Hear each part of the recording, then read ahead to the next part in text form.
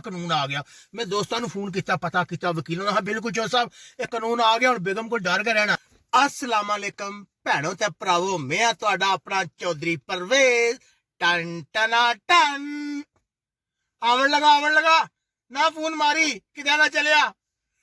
भरावो तुहानू मैं के दसा, बचपन तो चौधरी नूं विआह दा बड़ा शौक सी, क्योंकि जब कोई भी काम मैं घर वालियां नूं कहंदा सा ना, मेरी जुत्ती काट दिओ, कपड़े इस्त्री कर दिओ, कहंदे सी ओ चौधरी तेरे तां नखरे ही पूरे नहीं होंदे, ओ कित्थे साडे पल्ले पै गए।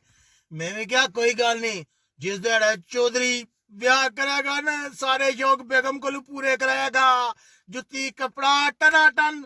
लेकिन हुण चौधरी दा विआह कित्थों होवे, घर वाले कहण चौधरी पैसे कमा, हुण चौधरी नूं तां कम दी आदत ही कोई नहीं, तुहानूं पता कम तक कदे चौधरी दा दिल ही बह जांदा।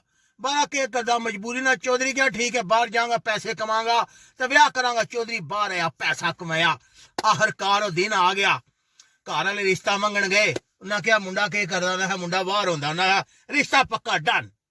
चौधरी गया घर है तेरी खैर हो जा। फिर जदों चौधरी महाराज बनया ना, सेरा पा गया, घोड़ी ते बह गया, घोड़ी भी परेशान हो गई, कहती ये कौन मेरे ऊपर बह गया। उन्हें पता ही बादशाह बैठा घोड़ियां ऊपर, अजकल कितने बादशाह बहदा बादशाह। चौधरी हो नहीं बासी टा डा डा डा डा टा डा डा डा डा डा डा डा डा। चौधरी जनाब गया, गज वज के गया, उत्थे बरात लैके गया। वो सारियां तकरीबात होइयां जेहड़ियां सारियां आमदियां नु आदियां पैसे दे, पैसे मंगण चौधरी को, उन्होंने के पता चौधरी ने कढ़ के लख लख की गड्डी ऐ दी, उन्हें आख्या जाओ चौधरी साहब, हो गया रिश्ता हो गया, बेगम नूं घर लै आए। जदों स्टार्टिंग विच बेगम आई तो मैं क्या कोई सरकार को रोटी पानी दा करिए, वो कहती है मैं नवीं नवीं आई हाँ, घर वाले मैनू कहंदे ओ चौधरी तेनू शर्म नहीं आउंदी, नवीं बेगम है, इहदे कोल कम ना करवाई अजे महीना डेढ़।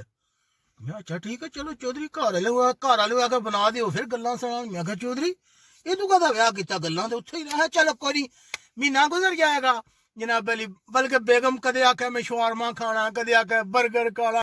मैं क्या चौधरी दी जान कित्थे फस गई। अच्छा जी मैं क्या आज तो बाद मैनू तत्ती रोटी चाहिए है, कपड़े इस्त्री होए चाहिए, सारा कुछ नहीं तो चौधरी तो बुरा को नहीं होने लगा। पहले तो सुनती रही, को ना बोली। मैं क्या है इनू क्या हो गया, इनू की शॉट लग गया। मैं क्या हो सकता है राजी हो गई है। कुछ अरसे बाद उन्हें घरों फोन कराया, उन्हें आख्या साडी कुड़ी काम नहीं करन लगी। मैं क्या ये क्या है, उन्हें नहीं कर लगी। मैं क्या चंगा मसला, पर फिर मैं ना थोड़े अरसे मैं क्या नहीं और कुड़ी तुहाडी काम करेगी ठीक है, नहीं तो इनू लै जाओ।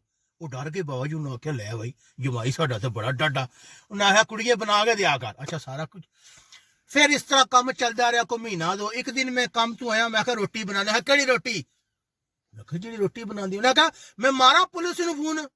मैं पुलिस ने क्यों, आदि यार तेनू नहीं पता जनानियां दा नवां कानून आ गया है, जे तुसी जनानी नूं रोटी ते मजबूर करोगे तो जुर्म ही तसव्वुर होगा, उन्हों नफसियाती दबाव च नहीं आ सकते। तो मैनू घर भी नवां लै के दे, मैं सस नाल नहीं रहना। तेनू पता नवे कानून के तहत जे सस नाल जना जोरे रखेगा तो उन्होंने 6 महीने कैद ते 3 साल सजा होगी। मैं क्या है ये केड़ा कानून आ गया। मैं दोस्तों फोन किया, पता किया, वकीलों ने, हाँ बिल्कुल चौधरी साहब ये कानून आ गया, हुण बेगम को डर के रहना, उन्होंने दूसरी शादी की धमकी नहीं देनी। ओ मैं क्या तुहाडा बेड़ा गर्क हो जाए, पहले बेगम कोई गल ना मन्ने, मैनू दूसरी शादी की धमकी दे के काम करा रहा था, हुण ते कोई काम नहीं करना, हुण ते चौधरी कपड़े जुत्ती सारा कुछ आपे ही करेगा। चौधरी ते रुल गया ना।